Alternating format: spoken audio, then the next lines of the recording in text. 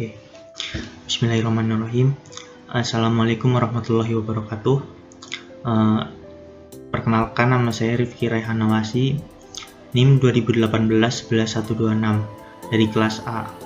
Pada kesempatan kali ini saya akan menjelaskan salah satu materi dari mata kuliah Operasi Sistem Tenaga Listrik, yaitu tentang pengamanan sistem tenaga listrik. Lalu ada pengertiannya, yaitu pengamanan sistem tenaga listrik merupakan sistem pengamanan pada peralatan-peralatan yang terpasang pada sistem tenaga listrik, seperti generator, busbar, transformator, saluran kabel, dan lain sebagainya. Lalu fungsi dari pengamanan tenaga listrik itu sendiri yaitu yang pertama, mencegah kerusakan peralatan pada sistem kelistrikan. Yang kedua, mengurangi kerusakan pada sistem kelistrikan. Yang ketiga, mempersempit daerah yang terganggu sehingga tidak melebar pada sistem yang lebih luas. Yang keempat, memberikan pelayanan tenaga listrik dengan kehandalan yang tinggi. Yang kelima, mengamankan manusia dari bahaya listrik itu sendiri. Lalu ada faktor penyebab gangguan pada sistem tenaga listrik. Faktor-faktornya itu ada 3, yaitu yang pertama ada faktor manusia, faktor internal, dan faktor eksternal. Pada faktor manusia, itu terutama menyangkut kesalahan atau kelalaian dalam memberikan perlakuan sistem.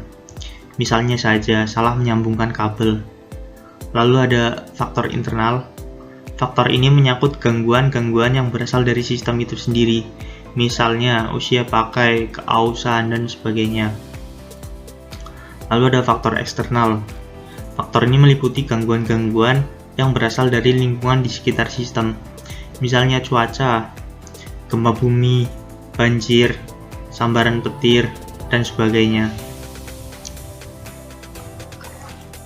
Gangguan yang harus diamankan pada pengamanan sistem tenaga listrik yaitu yang pertama, gangguan dari tegangan lebih atau over voltage. Tegangan lebih merupakan suatu gangguan akibat tegangan pada sistem yang lebih tinggi dari yang seharusnya.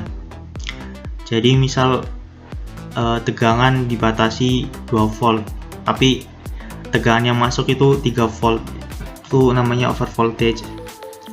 Lalu ada hubung singkat.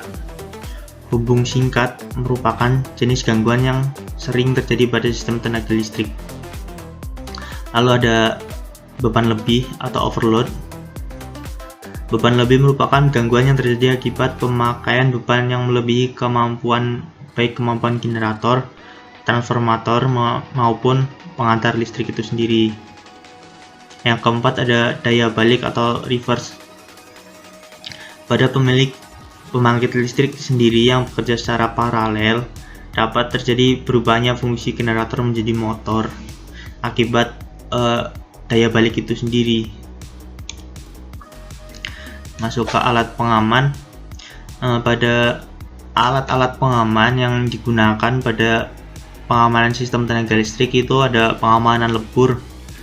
Pada sistem jaringan tegangan rendah dan jaringan tegangan menengah, untuk mengamankan terhadap gangguan arus lebih, banyak dipergunakan pengamanan lebur atau fusa.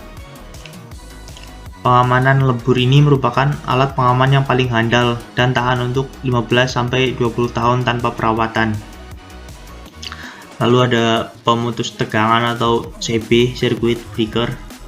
Pemutus tegangan atau lebih dikenal dengan istilah circuit breaker merupakan suatu piranti saklar mekanik yang secara otomatis akan membuka atau memutuskan rangkaian listrik apabila terjadi ketidaknormalan pada sistem tanpa adanya kerusakan. Contoh circuit breaker yang sering digunakan yaitu ada MCB, PCB, MCCB, ACB, dan ELCB. Lalu ada pengamanan otomatis. Sebagai pengganti pengaman lebur, seringkali dapat digunakan pengaman otomatis.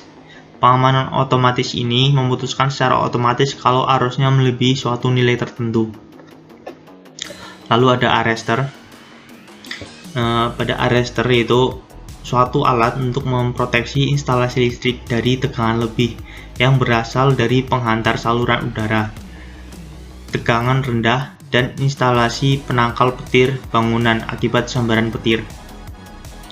Arrester yang dipasang pada saluran udara tegangan rendah digunakan untuk membatasi tegangan lebih, dan pada prinsipnya terjadi atas rangkaian seri celah proteksi tahanan tidak linear. Dan elemen proteksi dengan pemasangan arrester, maka tegangan lebih impuls akibat petir secara aman akan disalurkan ke bumi. Lalu ada pembumian. Elektroda bumi itu merupakan penghantar yang ditanam di dalam bumi dan membuat kontak langsung dengan bumi. Jenis elektroda bumi yang sering dipergunakan adalah elektroda pita, elektroda batang, dan elektroda pelat. Ada hal yang perlu diperhatikan dalam pemeliharaan. Yang pertama ada pengaman lebur. Yang pertama yaitu yakinkan bahwa instalasi telah bebas dari sumber daya. Periksa terminal pengaman lebur dan dudukan pengaman lebur itu, dan apakah ada perubahan warna yang disebabkan panas akibat kontak yang kendor atau karat. Lalu kencangkan semua sambungan dudukan pengaman lebur. Gantilah pengaman lebur yang telah putus dan juga bila terdapat gejala kerusakan. Pengaman lebur harus selalu terlihat tanda pengenal dari kemampuan pengaman lebur. Lalu ada penghantar atau kabel. Yang pertama itu memeriksa visual secara fisik, pengujian sifat elektris terhadap tahanan isolasi. Lalu bila dalam pemeriksaan visual ternyata kabel-kabel perlu disentuh dan dirasa ataupun digeser tempatnya, maka aliran listrik ke kabel tersebut harus dimatikan. Kabel-kabel yang terletak di dalam saluran atau gorong-gorong harus diperiksa yang kemungkinan terdapat tekukan, gesekan, atau lecet isolasinya. Periksa apakah di dalam gorong-gorong terdapat benda-benda lain yang dapat merusak kabel. Tanda pengenal dan tanda lainnya harus diperiksa. Kabel udara harus diperiksa kemungkinan terjadi kerusakan karena getaran, rusaknya penopang, pemegang kabel, benda-benda lain di sekitarnya. Pengujian isolasi kabel harus dilakukan pada waktu tertentu. Itu ada yang ketiga ada penerangan. Gunanya pemeliharaan atas sistem penerangan adalah mempertahankan agar kemampuan cahaya yang dihasilkan tetap pada tingkat yang direncanakan semula. Kotoran dan umur lampu adalah dua faktor utama yang menurunkan output cahaya. Lalu yang ketiga, mencuci adalah cara terbaik pada hanya menghapus dan melarutkan air pencuci, harus sesuai petunjuk pabrik. Yang keempat, pembersihan lampu dilakukan bila interval penurunan intensitas penerangan lampu menurun 15-20%. Ada perkakas dan alat kerja listrik. Umur suatu perkakas kerja tergantung kepada cara penggunaan dan perawatan pemakainya. Lalu terdapat bermacam-macam jenis perkakas kerja dan bermacam-macam kemungkinan kerusakan. Yang ketiga, cara-cara pemeliharaan akan tergantung kepada jenis perkakas dan cara pemakainya. Pengujian dan pemeliharaan harus dilakukan secara teratur. Pemeriksaan secara visual dilakukan sebelum dan sesudah alat tersebut digunakan. Demikian pula pemeriksaan waktu alat tersebut dikeluarkan dari dan masuknya kembali ke gudang. Petugas harus dilatih untuk mengetahui kerusakan kecil seperti retak, patah, kotor, tali yang terputus, kontak tusuk yang rusak, pentanahan yang rusak, dan lain-lain. Kerusakan-kerusakan yang harus segera dilaporkan. Dalam melakukan pemeliharaan, ikuti petunjuk pabrik pembuat. Debu yang menumpuk akan mempengaruhi kerja perkakas. Pelumasan yang tidak baik akan mengakibatkan kerusakan secara mekanis. Pemutus tenaga. Pemeliharaan pemutus tenaga pada umumnya dibagi menjadi dua kategori, yaitu pengujian mekanis dan elektris. Pemutus tenaga harus diusahakan tetap bersih dari kotoran-kotoran yang terpapar di sekelilingnya. Sambungan yang kendor dapat mengakibatkan panas berlebih pada pemutus tenaga yang dapat mengakibatkan gangguan. Pengecekan berkala termasuk pengecekan secara rutin dari sambungan pada terminal atau rel. Sistem pembumian. Sistem pembumian dalam suatu sirkuit listrik merupakan bagian yang sangat penting untuk keamanan baik manusia maupun peralatan listrik. Seluruh sistem pembumian harus diperiksa agar kondisinya dalam keadaan baik. Tempat-tempat penyambungan harus diperiksa pada waktu-waktu tertentu agar dapat diketahui bila terdapat kerusakan atau kendor. Tahanan tanah harus diukur kondisinya dan dicatat apakah masih dalam kondisi yang baik atau memenuhi standar. Mengamankan daerah yang dalam pemeliharaan atau perbaikan.